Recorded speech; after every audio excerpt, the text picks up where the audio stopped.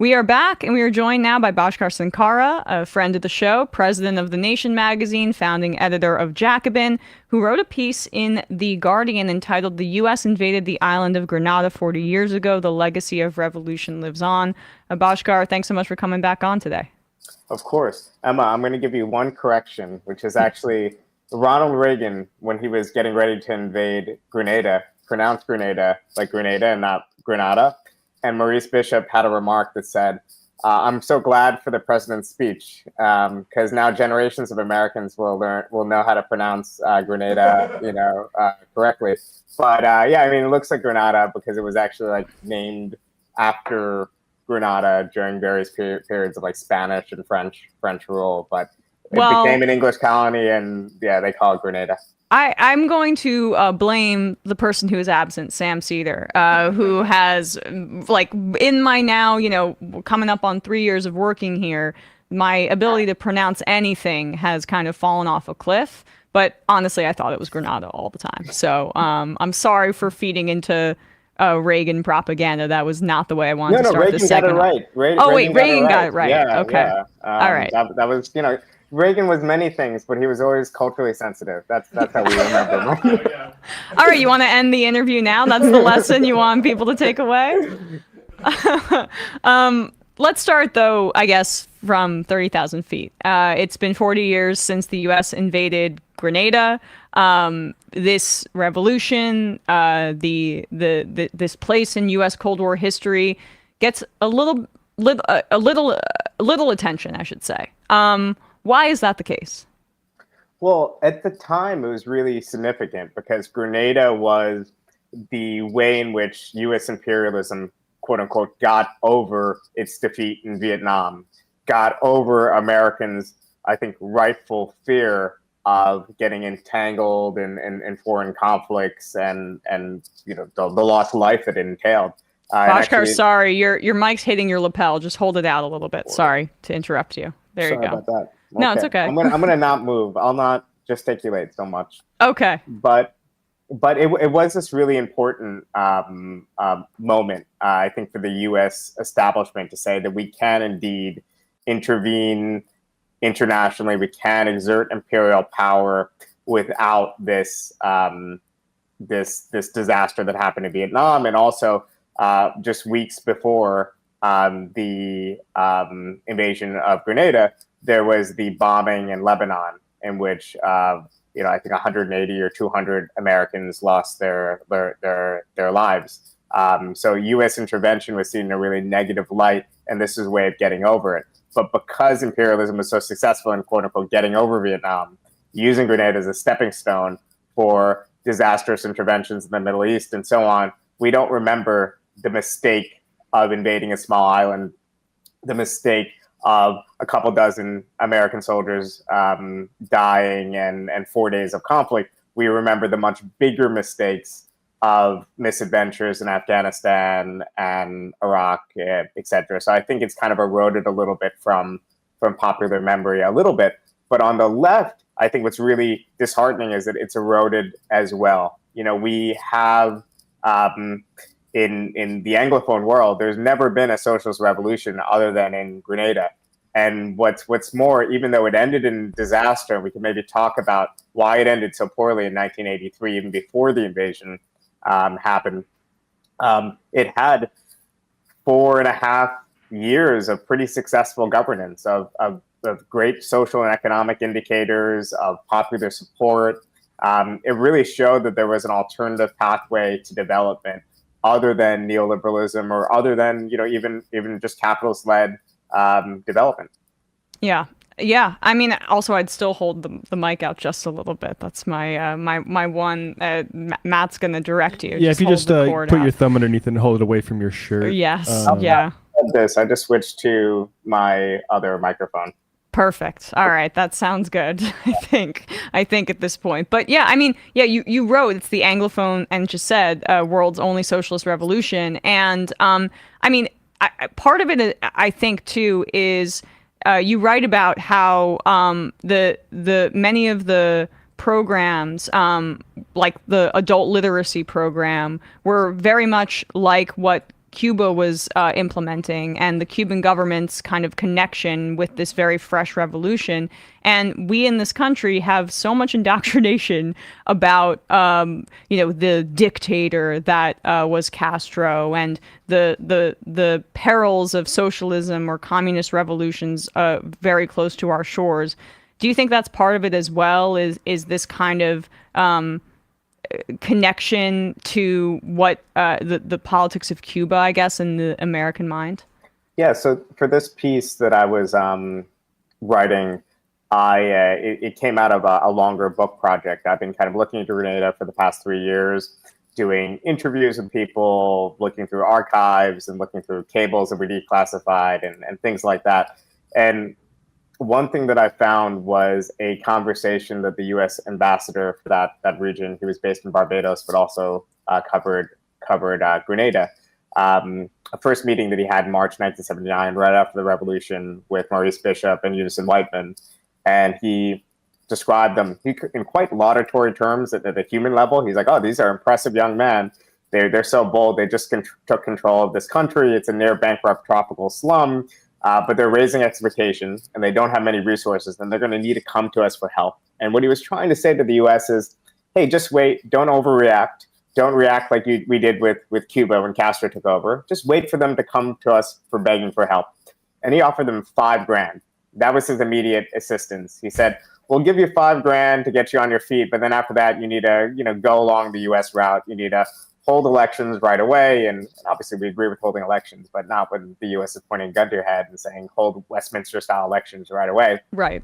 And also, adopt the usual kind of mix of the U.S. toolkit for how you develop a country, which is really to keep the country dependent to the U.S. and UK. And in return, a month later, Bishop did one of his most famous speeches in which he mentioned that Grenada was in nobody's backyard. The Caribbean isn't America's lake. He's in no one's backyard. And they turned to the socialist bloc. They turned to the Soviet Union. They turned to all sorts of other countries that gave them aid, some in the region, but mostly the region was moving rightward. So the real source of support that they got was from Cuba, and Cuba provided tons of advisors, construction workers, a small amount of development aid, but really just, I think, through pure internationalism, poured in support, poured in medical advisors to help, the Cuban doctors. The Grenadans did do their own literacy program that employed around 1,500 people, nearly eradicating illiteracy on the country. Obviously, the Cubans, Spanish. It sounds familiar. Couldn't help with that, but they were inspired by the Cuban example. So it was really selfless internationalism until the end. And obviously, we could have our criticisms of the Cuban model or the way it evolved, but the Cuban role in Grenada and in the Southern Africa, in Angola, fighting apartheid South Africa during this period, this is incredibly laudatory. And you're talking about a not super developed country of 9 million people just punching huge above its weight. And in the same way, Grenada and its leader, Maurice Bishop, was leading a country of 100,000 people, but a country that also punched above its weight in international affairs, advocating for the non-aligned countries, advocating for the less developed world against the prerogatives of large nations and big capital. Yeah, I mean, you mentioned there in speaking about that connection to Cuba, Maurice Bishop and his name. Can you explain to the audience who he was, his role in the independence from Britain, and then the revolution that came a few years later, and I guess his importance and his legacy? Yeah, so the struggle for independence against Britain was actually led by the predecessor of Maurice Bishop, this guy Eric Gairy, who's a very interesting figure in its own right, in that he was both a radical trade union leader who basically just lit things on fire and created chaos until pushing along this anti-colonial struggle, but also someone who became a dictator and always was kind of a right populist. who was kleptocratic and was very complicated as a figure. He liked UFOs too, is what you wrote, which is fast. He believed in UFOs and things like that. He was obsessed with flying saucers. He thought he had a direct line to God. He had this secret police force, I guess not so secret police force, the Mongoose Gang, that would beat up dissidents. And it really was, he was a figure that maintained support base in part because of the way he did land reform. But even that land reform was more about cementing his own power base than really producing egalitarian change. So Bishop was a progressive lawyer. He was a human rights lawyer. He was part of this opposition current to Gairy, and he really comes to age after independence. So Bishop is not even 30 years old, or maybe had just turned 30 years old when the country gets independence from Britain. And he forms, or eventually he becomes a leader of the New Jewel movement, which is formed from a bunch of different opposition currents on the island. They're inspired by the Caribbean Black Power movement, which was not really a cultural movement per se, but it was really a radical political egalitarian movement. So in Trinidad, where you have the peak of the Black Power movement in the 1970s, you have them protesting against a Afro-Trinidadian prime minister in Eric Williams and a Afro-Trinidadian majority party, and holding up portraits of Fidel Castro. So it's not a narrow cultural movement. It really has this radical impulse. They're inspired by the Arusha Declaration and what's going on in Tanzania and efforts to build socialism. They're inspired by the writing of C.L.R. James, and they come together and they form this party that eventually is able to take power. And Bishop starts off as just one among a few leaders, the joint leader of the party, but one among a few people making decisions. But it's so clear that he's the most articulate, of them. He's the one who's the best at doing the media. One of the participants of the revolution told me that they knew they weren't platform men, but Bishop, he was a platform man. He could go up and he could rally with people, and he was just known for mixing in this international level statecraft with and this oratory, with being someone who would, even when he was already in power, would just be seated at roadside bars, having a drink with people, asking them how their lives are going, what the revolution could do to them, over a carrot beer. So just by all accounts, just mixing in this incredibly impressive intellectual background with this ease and common charm. Yeah, I mean, and he then, according to your piece, as I'm learning about this, as he kind of increases his profile in that way, they struck when the aforementioned Gairy was visiting the UN in 1979. How did that revolution and that initial action take hold and unfold? So the New Jewel movement was already the most popular opposition movement on the island. They had a newspaper distributed to thousands of people, and we're talking about an island of 100,000 people. So you have to whenever I say thousands, you have to think millions if for the American comparison. They had seats in the parliament. So they were prominent and considered the legitimate opposition on the island, but they knew that there was no real democratic route to getting power. Gairy used his police forces. Maurice Bishop's father, Rupert, was killed. Maurice Bishop had his jaw broken. Other members of the New Jewel movement were periodically imprisoned. They knew there wasn't a democratic road to take power, so they decided to just take on this army of over 100 people. They were fully armed with weapons. They had close ties to Chile and other kind of right-wing dictatorships. They're well armed. The Gairy government. They also did have their small base of support, but they took on this army with literally 50 people had agreed to be part of their National Liberation Army. 4 of them the day before just decided, hey, this is nuts. We're going to isolate ourselves. We're not going to tell anyone your plans, but we're not going to take part. So they're down to 46. And they only had 21 guns, mostly old carbines that were brought into the country in barrels of grease. They were smuggled in. And according to one of the participants I spoke to, the rest of them just made like makeshift Molotov cocktails out of carob bottles. But they struck at around 4 a.m. They stormed the armory. It's late enough that everyone was asleep and the early risers weren't awake yet. And the noise of fireworks and Molotov cocktails and people shooting in the air just totally confused Gairy soldiers who thought they were under attack from like a huge army.